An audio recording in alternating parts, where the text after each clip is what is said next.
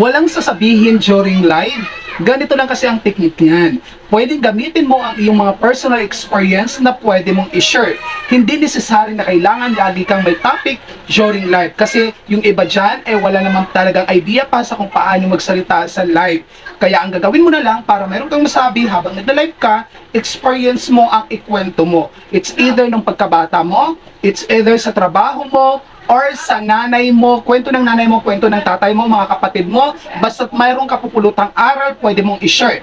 And pwede rin kung halimbawa mayroong kang kaibigan na hindi madamot sa kanyang oras, pwede mo siyang isama sa live mo. Mag-usap kayo during live para mas yung confident mo, mas lumakas kasi may kasama ka or asawa mo or kapatid mo.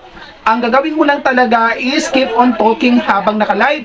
Pwede kang magkwento ng iba't ibang karanasan mo para hindi ka maubusan ng sasabihin. Okay, pwede ka rin magpaakyat during live para mayroon kang kapalitan ng conversation na para hindi ka rin nauubusan ng sasabihin. At isa pa, yung mga nagko-comment sa'yo kapag halimbawa nakaka-relate sa iyong kwento, pwede mo pahabain yung sinabi niya para mas tumagal ang iyong live. Kasi again, ang iniipon natin during live is minutes viewed.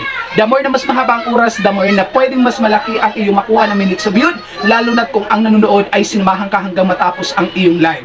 That's it. Have a great day, everyone.